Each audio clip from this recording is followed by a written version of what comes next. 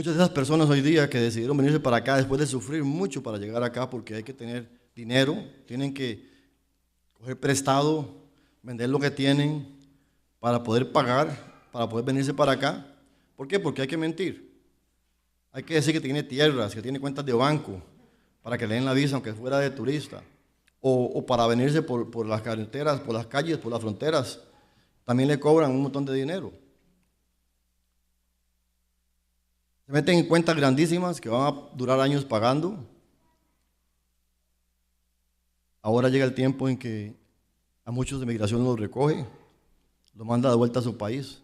Todo lo que habían podido acumular aquí, se los quitan, lo pierden, tienen que irse sin nada para sus países, muchos a una cárcel, sin haber cometido ningún crimen, a una cárcel en otro país que ni siquiera es el de ellos. Estoy hablando de esto, hermanos, no por política, porque esto no está hablando de política. No me interesa ni el republicano ni el demócrata. Para mí todos son basura. No me gusta la política. La política no está ahí para ayudar a nadie, hermanos. Es una farsa. Así que nunca se apoyen en los políticos. Apóyense en el Señor. Solo Jesús. Sean demócratas que está el poder, sean republicanos, solo el Señor Jesús nos puede ayudar, hermanos. Porque Él es la verdad. Estas personas que no se imaginaban hace 2 años que se iba a levantar un dictador en este país que los iba a recoger en las calles como perros y los iban a llevar de vuelta y tirarlos por esos lados de vuelta. Y no solamente está que sucedió, no, eso está apenas empezando a suceder. Y va a ser algo que va a suceder en todo el mundo. Porque lo normal es que los demás países de Europa y otros lugares empiezan a imitar lo mismo que hacen en Estados Unidos. Empiezan a cerrar las fronteras con el hecho de que le están quitando trabajo a los nacionales. Y ustedes saben que todo eso es mentiras, hermanos, porque los hispanos en este país trabajamos en todo, hermanos. Chefs de restaurantes chinos, rusos, franceses, italianos. Vaya usted a un restaurante, cualquier restaurante, y yo le doy lo que usted quiera si usted no encuentra un hispano trabajando en esa cocina. Y que aprende a hacer lo que están haciendo ahí y lo hacen bien hecho. El hispano trabaja en construcción. Tal vez no sabía, vino acá y aprendió los italianos, que son los que más saben trabajar en construcción. Pero aprenden a hacer y lo hacen tan bien como ellos también. El latinoamericano tiene una aptitud increíble para adaptarse en cualquier lugar. Y aprenden rápido y trabajan fuerte, no como el resto de las culturas que viven en este país hoy día. Hay muchos que les gusta llegar aquí y querer vivir de welfare, Section 8, food stamps. Yo soy el primero que estoy de acuerdo que los deporten de donde vinieron. Aquí se viene a trabajar, hermanos, no a que lo mantengan a uno. El que es vago ni Dios lo quiere, hermano. La Biblia dice que el que no trabaja, que no coma. No es mi opinión, es lo que Dios dice en la Biblia. El que no trabaja, que no coma. Amén. Sé que suena duro, hermanos, pero es que si le damos rienda suelta a la vagancia, ¿que no le gustaría no hacer nada, hermanos? ¿Ah? No es cierto, hermanos. Díganme, usted no prefiere estar durmiendo una tarde ahí, divirtiéndose, que estar trabajando. ¿Ah? Necesitamos siempre que nos empujen a trabajar, hermanos. Yo aprendí a trabajar porque prácticamente no tuve ejemplos a mi lado. Cuando vine a este país tenía 14 años y medio y mi madre era muy trabajadora. Pero los años donde uno se va formando no estuvimos juntos, que es la adolescencia casi. Pero yo sí me acuerdo cuando ella estaba trabajando aquí y me llevaba a acompañarla. Yo nunca siquiera había visto una aspiradora, porque en Costa Rica era con escoba y con mapo. Entonces me llevaban a las oficinas a limpiar y me decía, pase la aspiradora por allá pásela bien, limpie los escritorios. 3000 Marcus Avenue, ¿se acuerda, Marjorie? Hoy día es un centro médico y me toca ir a hacerme exámenes todo el tiempo ahí. Me hace recordar siempre a mi madre cuando vinimos acá. Después de que yo pasaba y limpiaba, ella pasaba revisando todo con la mano. A ver si había quedado polvo. Y claro que encontraba polvo. Yo no iba a limpiar el polvo de ninguna parte, hermanos. Yo iba a hacer lo menos posible que tenía que hacer. 14 años. Todavía no tiene usted la noción de lo que es trabajar uno con orgullo de lo que uno hace todavía. Está apenas aprendiendo. Pero en lo poquito que Emma del Pueblo me enseñó, y trabajaba ella mucho, se mataba trabajando para poder tener un futuro para nosotros. Nunca se quiso casar, porque no quería traernos un padrastro a la casa. Se casó cuando ya estábamos todos viejos y casados. Dios escogió por Moisés 12 espías que fueran a ver la tierra prometida. Cuando yo estaba joven, Dios me llevó a una iglesia que creció y se hizo grande. Y habían pastores que eran guiados por Dios en el tiempo que yo estaba joven. Por eso la iglesia creció rápido. Se movía el Espíritu Santo tremendamente. Pero así como en el tiempo de Moisés se levantó Aarón y se levantó María rebelándose contra Moisés, ¿se acuerdan? Así también pasó en esa iglesia. Ahora, yo estaba joven, pero cada vez que una persona en la iglesia predicaba y decían, si hoy día Dios le dice a usted, levántese que lo voy a enviar a África como misionero, ¿usted se iría? Yo levantaba la mano siempre. Para mí era un sueño servirle a Dios en lo que fuera.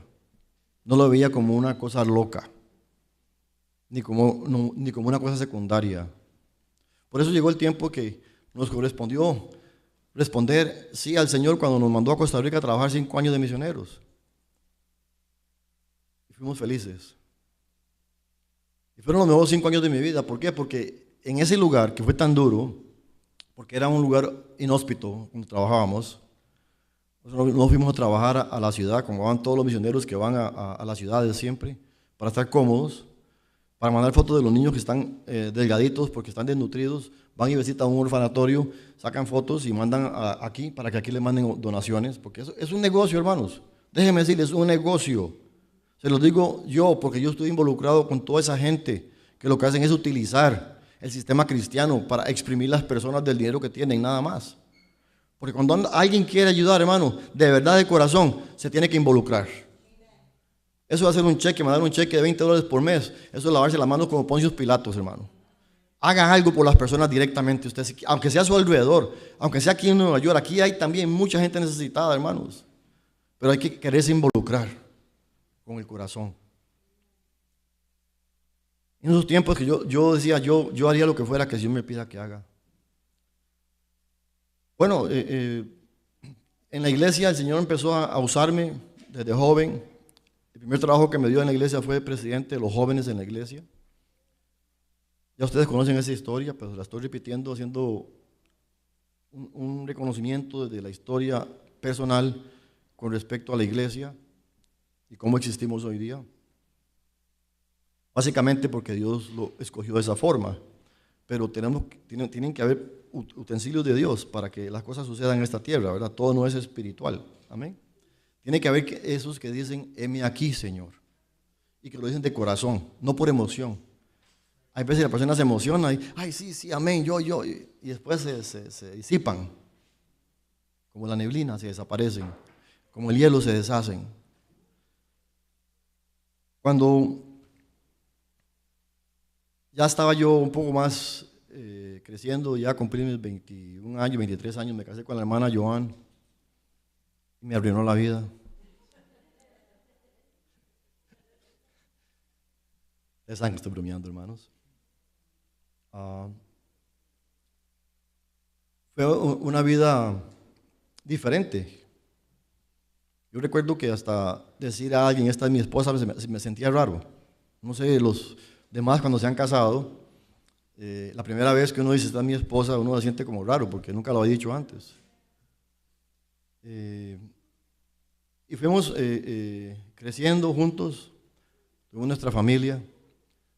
En ese tiempo, a la misma vez, paralelamente a mi vida personal, también íbamos creciendo en la congregación, porque desde un principio, como nuestra iglesia hoy día tiene el ministerio Salmos 9:18, que es el ministerio que va a las calles a asistir los que están en las calles, indigentes o no indigentes, porque hay gente que tiene casa, pero está como que no tuvieran casa, no tienen casa espiritual. Y ese fue el principio espiritual en nuestra familia, de servirle a Dios. Pero si ustedes se dan cuenta, tenemos casados 47 años, ¿verdad? 48. Y a pesar de 48 años pasaron, lo que Dios empezó en nosotros espiritualmente no se ha acabado, se ha mantenido. Porque cuando Dios dice que hagamos algo, tenemos que hacerlo sin cesar. Lo que inspiró en un principio servirle a Dios en nuestras vidas fue ir a las calles juntos a ayudar a las personas. Y hasta hoy día ese ministerio aún trabaja en nuestra iglesia. Eso dice mucho de lo que somos nosotros. Amén. Y no solo mi persona con mi esposa, no, nuestra iglesia. Cuando pasó el tiempo, en la iglesia empezaron a haber problemas, como pasó con Aarón y Moisés y María. En esos tiempos ya yo había madurado más. Ya mis hijos eran la mayoría teenagers. Y empezaron a haber problemas en la iglesia, graves, donde el púlpito terminó en el piso, porque se pateaban y se golpeaban entre los hermanos, en medio servicio. Empezaban a alabar al Señor, hermanos, en la alabanza de danza, y se empezaban a patear en la danza.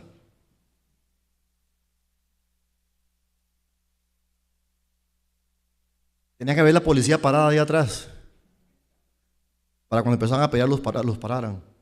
Hacían los servicios con policías parados atrás de la iglesia. Yo solo quería salir corriendo de ese lugar.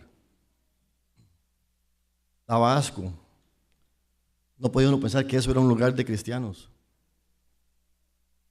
Parecía increíble que cristianos pensaran de que podían hacer tales cosas. Pero no me sorprendo de nada, hermanos, y le doy gracias a Dios que pasé por todo eso. Porque eso es lo que me preparó a mí, para que eso no nos ocurra a nosotros, hermanos.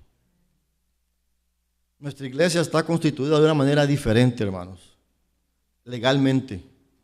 Hoy día legalmente las iglesias se constituyen como que fueran un negocio. Y cuando hay dinero de por medio, empiezan entonces los de la junta directiva a querer desabrochar el piso al presidente o al pastor de la iglesia para destituirlo y coger ellos el puesto. Eso pasa en todas las iglesias. En esta iglesia no va a ser así, hermanos. Porque en esta iglesia es muy difícil que ustedes sean miembros oficiales de la iglesia. La constitución de esta iglesia dice que para ser parte de la junta directiva de esta iglesia, oficialmente, ustedes tienen que tener ciertos requisitos. Se los voy a decir. Porque para poder tener esos requisitos, ustedes tenían que cumplirlos todos, y entonces oficialmente sí podrían tener un derecho legal. ¿Quieren saber cuáles son? Primer requisito, deben estar en todos los servicios. No puede faltar un solo servicio. Eso está en la constitución de nuestra iglesia. Segundo requisito, ¿quiere decir algo? Ah, no, levantó la mano. Segundo requisito, deben diezmar. El diezmo no es obligatorio para cualquier persona que venga a la iglesia, pero para cualquier miembro oficial sí deben ofrendar diezmos. O sea, si usted no da el 10% de su salario, no puede ser tampoco un miembro oficial. Puede ser miembro de la iglesia, puede estar como ha estado siempre en esta congregación. No va a sentir ninguna diferencia, pero no tiene ningún derecho legal para votar en contra del pastor. Segundo, tiene que participar de todas las actividades de la iglesia. O sea que si hacemos un día que vamos a ir a jugar fútbol un sábado en el parque, como iglesia, tienen que ir todos. El que no va, no tiene que ir. Pero eso lo hace no ser parte oficial, miembro de la iglesia. ¿Están entendiendo? O sea, eso se hizo porque las iglesias hoy día son un negocio, una empresa más, que solo se fijan en lo monetario nada más. Amén. El día que ustedes cumplan todo lo requisitos de la iglesia, entonces yo sería feliz que fueran miembros oficiales. Porque el día que ustedes cumplan todos los requisitos de la iglesia, quiere decir que ustedes tienen una madurez espiritual suficiente para no irse en contra del liderazgo. ¿Me entienden? No hay ninguna otra iglesia, se lo aseguro, constituida de esa forma. Porque eso se hizo legalmente. Y los abogados, yo fui el que les dije lo que tenían que hacer. Porque ellos hacen todo igual siempre. Y no pensaban que se podía lograr hacer de esta forma. Hasta que les los enseñé y les dije cómo tenía que ser. Y entonces lo hicieron tal y como es. Y hasta hoy día, después de 22 años, nuestra iglesia sigue manteniéndose firme en la misma base legal que pusimos desde un principio, protegidos por Dios. ¿Amén? Porque Dios es sobre todas las cosas. Cuando salieron los dos espías, ellos regresaron. Dos de ellos, Josué y Caleb, vieron todo diferente. Los otros 10 miraron todos los problemas que habían allá. No, que la iglesia queda muy lejos. Yo vivo en Queens. Hay mucho tráfico. Los servicios de la noche, los miércoles, sale uno aquí a las 10 de la noche. Llega a la casa a las 11 y los niños tienen que ir a la escuela el día siguiente en la mañana. No es mucho, eso es demasiado. Sigo. O sea, ustedes díganme, ustedes saben las excusas que uno pone. Y no es, vea, hermanos, y deberíamos reírnos de nosotros mismos, ¿verdad? Porque es como de reírse, ¿verdad? Porque, hermanos, cuando uno ama a Dios con todo su corazón, no le importa nada. Cuando los jóvenes les dan un tiquete para ir a ver algo que les gusta, sea un concierto, sea un partido de béisbol, un partido de fútbol, van a un estadio, el estadio queda en el Bronx, el peor lugar de América. La mana del Bronx, por eso la molesto.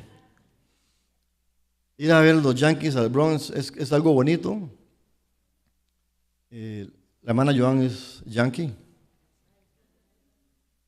No está la hermana Valley es de los Mets, no vino hoy. Pero anyway, esos juegos duran 3 horas.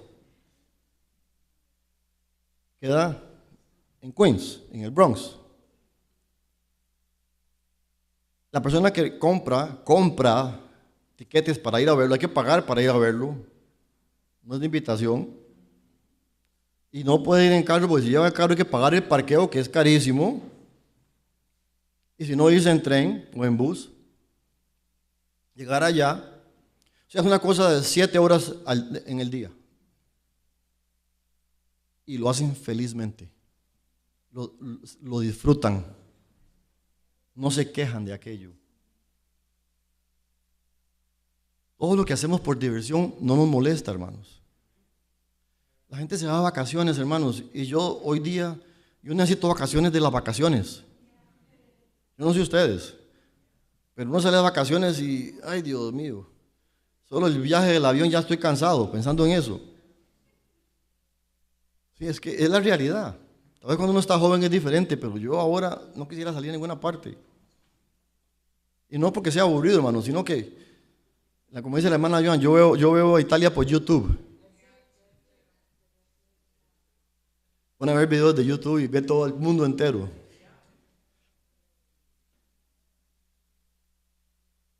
En esa iglesia yo me sentí como uno de esos espías, pero no los que miraban todo lo malo, sino los que miraban lo que podía ser bueno.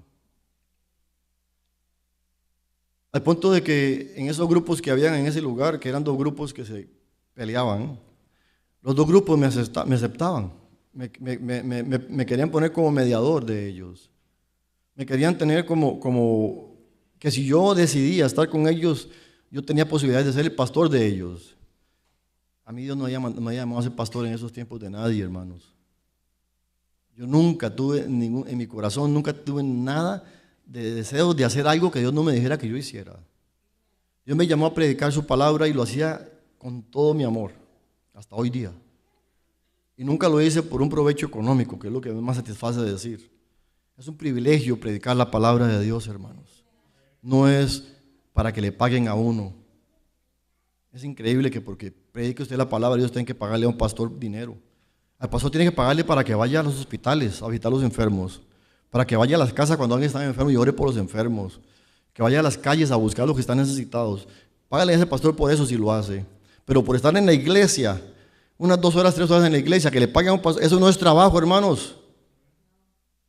Esos son pastores asalariados. Y por eso yo no les caigo bien, porque les digo la verdad. Ay, hermano pastor, pero yo quiero que me explique. ¿Cómo es que usted y sus hijos enteros están buscando de Dios? Yo he servido a Dios toda mi vida, pero mis hijos no quieren saber nada de la iglesia, están en el mundo, están en drogas. ¿Usted ha servido a Dios toda su vida? No. Le han pagado para que predique en la iglesia toda su vida.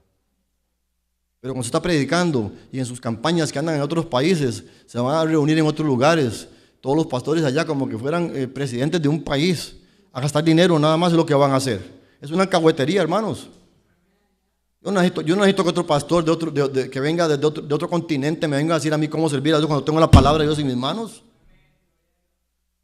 Eso es un gasto, los tiquetes de avión, hermanos, los hoteles, hermanos, es increíble lo que gastan en esas cosas. Es un desperdicio que lo hacen solamente para sentirse importantes. Es un sistema que existe, el sistema de concilios, y es para sentirse importantes nada más. Esto suena feo, hermanos, y a mucha gente no le gusta porque la gente prefiere seguir esos ejemplos porque algún día piensan que van a caer también, ellos van a caer en ese reconocimiento de los hombres para con los hombres. Yo no quiero que me reconozcan los hombres, yo quiero que me reconozca mi Señor, nada más. Yo empecé a mirar en la iglesia de joven de que había que buscar de la mente de Dios, de que había que orar, había que ayunar, había que servirle a Dios en la iglesia, había que buscar los dones de Dios. Yo miraba que mi pastor tenía visiones y sueños. Yo le decía al Señor, Señor, yo le pregunté al pastor, ¿qué tengo que hacer para que Dios me dé dones? La palabra dice, pedí, yo os daré. Entonces yo le oraba al Señor, Señor, yo quiero tener los mismos dones que tiene mi pastor. Yo quiero tener visiones, quiero tener sueños. Estando en la iglesia, como ustedes están ahora hoy día, en la casa de mi esposa, está su tía agonizando en esos momentos. Y estábamos orando. Yo miré en una visión. Dios me llevó a la cama de la tía de ella en su casa y miré cuando su espíritu salió de su cuerpo y se levantó. Y estábamos en medio culto, yo levanté mi mano y le dije, pastor, yo acabo de ver esto. Eso sonó el teléfono de la iglesia. Era para avisarnos que la tía había fallecido. Entonces fue el principio de cómo Dios empezó a enseñarme y a mostrarme que los dones de Él son reales. Por eso Dios nos habla por sueños, por visiones, pero usted no los puede discernir usted mismo. Tiene que buscar que el pastor de la iglesia, los líderes de la iglesia, en nuestra iglesia tenemos 2 pastores, pueden buscar de nuestro pastor David o de mi persona para que hablen con nosotros y poder darle discernimiento correcto de los sueños, de las visiones. Hay veces uno ve que uno se murió en un sueño y vienen todos asustados. Ay, hermano, mira qué terrible, me morí en mi sueño. Y yo digo, gloria a Dios. ¿Cómo, hermano? Gloria a Dios. La palabra dice que hay que morir y nacer de nuevo. Dios le está diciendo que usted va a morir a su ego y ahora usted va a nacer de nuevo. ¿Cómo no va a hacer gloria a Dios por eso? Oh, no he pensado en eso, hermano. No, pero eso es lo que la palabra de Dios enseña. Amén. Yo empecé a caminar como caminó Josué y como caminó Caleb, no mirando lo controversial que estaba pasando. No pensé en la iglesia que estaba en controversia, pensé en el llamado que Dios me había dado. Y seguí mi camino. Poco a poco, hermanos, fui creciendo espiritualmente. Dios nos llevó a Costa Rica de misioneros por 5 años. Les decía que fueron los mejores 5 años. ¿Por qué, hermanos? Porque mis hijos, mira, de casualidad no está ninguno aquí ahora. Sofía está ahí. David nació en Costa Rica. Entonces no se acuerda de ese tiempo. Pero Sofía acaba de salirse para atrás. Le iba a preguntar. Pero mis hijos, en esos tiempos, hermanos, en ese pueblo, era un pueblo muy pobre. La gente vivía en una casita de tal vez, para no exagerar, 8 metros cuadrados, sin paredes en el centro. Era todo como un estudio. Tal vez 5 o 6 niños y sus padres. La cocinita allá al lado con el fogón de leña. El agua de tomar estaba en un barril y era como café porque el humo de la leña se sumía en el agua y se tomaba esa agua, sabía agua de leña. Pero ellos, esa es la vida que vivían. Y mis hijos, incluyendo Steven, Susan y Sofía, y David recién nacido en esos tiempos, pudieron participar esos 5 años en crecer con estos niños necesitados. Y fueron sus mejores amigos de su niñez. Y aprendieron a no ver diferencia en los Nikes, ni en los fancy t-shirts, ni en nada. Por eso, cuando un pastor me pregunta a mí qué hice yo nada más entregué a mis hijos a Jesús desde pequeños y les mostré el camino, les di el ejemplo de cómo servir a Dios. Y de ahí en adelante, ellos mismos tuvieron que escoger, porque todos y cada uno de ellos tuvieron que escoger un día en la iglesia, ya cuando crecieron, el decirle a Jesús, Jesús, yo creo en ti como mi Salvador. Decidieron un día decir, yo quiero bautizarme. O sea, eso fue individual. Eso no lo puede hacer un padre, pero un padre sí puede dar todo el ejemplo para que los hijos crezcan en el camino de Dios. La palabra dice que hay que estorbarles a ellos en lo malo. Si usted no le estorba a sus hijos en lo malo, se van a torcer, hermanos. Amén. Caminando el camino a la tierra prometida. No una tierra física, una tierra espiritual. Cuando llegamos a un tiempo donde esa iglesia terminó siendo un desorden que no podía subsistir, yo le dije a mi esposa, tenemos que buscar otra iglesia donde busquemos del Señor. Porque, hermanos, le guste o no le guste al ser humano, al cristiano especialmente, Dios está en todas partes, hasta en su casa, en su trabajo. Pero usted no cree eso en realidad, déjeme decirle. Usted lo cree por conveniencia nada más. Porque cuando usted está en su trabajo diciendo malas palabras, usted no cree que Dios está ahí. Si lo creyera no lo haría. Amén.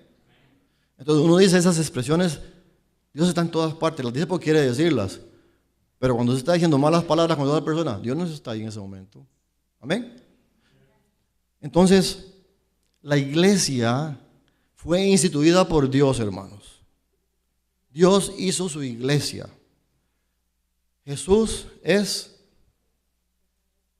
la cabeza de la iglesia. Amén. El Espíritu Santo se mueve en la iglesia. Los dones se reparten en la iglesia. El lugar donde Dios quiere que usted crezca espiritualmente es en la iglesia. No se puede hacer individualmente en su casa, aunque usted piense que sí. No es lo que la Biblia enseña, hermanos. Yo solamente les repito lo que la Biblia enseña. Y les digo esto porque hay muchos conceptos equivocados. Hay personas con buenos deseos. Hay personas que aman a Dios y quieren servirle a Dios, pero no quieren ir a la iglesia. Porque dicen que la iglesia les ha dado un mal sabor en sus bocas. No ha sido la iglesia, ha sido los malos cristianos, cristianos falsos que han hecho eso. Y no ha sido culpa de Dios. Vamos a la iglesia, es a buscar de Dios. Cuando usted vaya a la iglesia, en la iglesia va a haber gente buena y va a haber gente mala. Acérquese a la gente buena. Manténgase con la gente buena. Y no juzgue a los que usted piensa que son malos. Simplemente busque del Señor con todo su corazón y Dios le va a bendecir. Cuando empezamos a buscar la mente de Dios para que nos guiara en un camino diferente, porque no habían iglesias, hermanos, donde entráramos que no hablaran de pedir dinero nada más. Cada domingo que venía íbamos a una iglesia diferente, mi esposa con mis 4 hijos. Y nos sentamos calladitos atrás con mucho respeto, esperando ver un lugar donde se adorara y glorificara el nombre de Dios sinceramente. Y no había día que no nos defraudaran cuando empezábamos a escuchar solamente hablar de dinero. Cogían la parábola de las semillas para predicarle a uno a diezmar o ofrendar en una iglesia. La parábola de las semillas es una parábola espiritual donde habla directamente del nivel espiritual de diferentes cristianos, no de dinero, hermanos. Por eso la palabra de Dios dice que Jesucristo no tuvo una almohada donde recostar su cabeza. O sea, si Él no tenía no tenía una casa siquiera, ¿por qué yo pretendo construir catedrales en esta tierra? Gastar millones y millones de dinero, hermanos, en cosas materiales que se van a quedar aquí en esta tierra. Ninguna iglesia, ni la de San Patricio que está en Manhattan, que consideran que es la más linda de Manhattan, ninguna iglesia, ni la de Lourdes que está en Francia, que se quemó hace poco tiempo y la reconstruyeron, gastando billones de dólares. Nada de eso se va a ir con el Señor, hermanos. Eso se va a quedar en esta tierra y va a ser destruido un día. La iglesia de Jesús somos nosotros, las personas, nuestros corazones. El dinero no le interesa a Dios, hermanos. Si el pastor necesita dinero, pues entonces que diga la verdad por lo menos, pero que no esté engañando a la gente, obligándoles con la palabra de Dios para torcer las enseñanzas de Jesús, para favorecerse a ellos personalmente. No encontramos una iglesia, hermanos, en ese tiempo. Hace 22 años no encontramos una iglesia que no estuviera pidiendo dinero. Yo le dije a la hermana Joan, ¿cómo se llama usted? La hermana Joan, le pregunté que si ella pensaba que deberíamos pastorear una iglesia nosotros. Yo había trabajado en Costa Rica, 5 años de misionero. En la iglesia, era anciano de la iglesia. La mayor parte de las personas de la iglesia me decían pastor sin ser pastor. Porque cuando Dios lo llama a uno, le da el don no necesita títulos. Aunque no digo que no hay que prepararse, no se equivoquen, no he terminado de hablar. Un pastor es una persona que Dios levanta a ser pastor, que Dios lo llama a ser pastor. Y yo digo que si uno ama a Dios, es fácil ser pastor. Si uno ama a Dios, si pone a Dios primero. Porque se sufre mucho en el pastorado. Porque mi llamado es ayudar a las personas. Y me encanta ayudar a las personas. Pero del 90%, de los 10 leprosos, solamente uno viene de vuelta a darle gracias al Señor. Yo no pretendo que me den gracias a mí, hermanos, jamás. Yo lo que quiero ver es que las personas que la iglesia ayuda se congreguen y alaben a mi Señor conmigo. Eso es lo que yo quiero. No necesito que me digan gracias porque yo lo que hago, lo hago para Dios. Y la Biblia dice que somos siervos inútiles, que hacemos lo que tenemos que hacer. La hermana Joan estuvo de acuerdo de que era tiempo de que abriéramos una iglesia. Podríamos a orar para que Dios nos guiara. Cuando abrimos esta iglesia, no teníamos un solo miembro. Éramos solo mi familia, nada más. Pero Dios nos habló. Nos habló y nos dio la fecha. ¿Cuál fecha fue? La semana pasada. El 21 de julio. Era un día entre semana, ni siquiera un domingo, para hacer un servicio. Sí, era un lunes. Y Dios me dio exactamente el día, la fecha. Por su palabra me dio la fecha. Yo le dije a la hermana Joan, bueno, yo voy a hacer lo que Dios me dice. Él sabe lo que está haciendo, yo no. Y mis hijos empezaron a hablar con amistades de la escuela, primos o familia. Y llegamos con, ¿cuántos éramos yo ese día? Éramos poquitos. Éramos como 10, todos juntos. Pero hicimos el primer servicio de la iglesia en la sala de mi casa, con 10 personas. Ese fue el primer servicio de nuestra iglesia. Cualquier persona puede menospreciar eso. Y decir, qué locura. Pero hermanos, si uno de ustedes lo logró ver en el cielo, gloria a Dios por la locura. Es suficiente. Abrimos la congregación por fe. Rentamos un edificio por fe. También la gente que nos rentó el edificio se burlaba de nosotros. Porque me preguntaron, ¿cuántos miembros tiene su iglesia? Le dije, ninguno. ¿Y cómo van a pagar la renta? Me dice. Le digo, yo no sé, pero se la vamos a pagar. Era un edificio grande, hermanos. Y al final nos lo rentaron por $700, que era lo que costaba una casa en esos tiempos. Y nos dijeron que conforme fuéramos aumentando en miembros, nos aumentaba un poquito por año. Estuvimos 7 años en ese lugar y nunca nos aumentaron un centavo. Y la iglesia creció bastante. Dios nos proveyó ese lugar. De ahí pasamos a otro lugar, que era otra iglesia como esta, parecida. Cerca de mi casa, muy conveniente para mí, me quedaba 2 cuadras. Ya no me quejaba más. ¿Qué pasa? Que de un momento a otro empiezan las regulaciones del gobierno a intrometerse en la iglesia y mandaron una orden a la iglesia de que para poder tener el apoyo del gobierno, porque tenían programas de Alcohólicos Anónimos, un montón de programas que tienen los gobiernos en las iglesias, por las cuales el gobierno le da dinero a las iglesias, que si la iglesia no hacía matrimonios gay, entonces no le iban a dar más ayuda a la iglesia. Entonces, la otra parte, la gente que era dueña de la iglesia me dijeron que yo tenía que estar de acuerdo con eso. Y yo les dije que no, que prefería irme de ahí y buscar otro lugar que yo aceptara esas condiciones. Y así, como Moisés en el desierto, levantamos la tienda de nuevo. Muchos de aquí estaban con nosotros ya en la iglesia.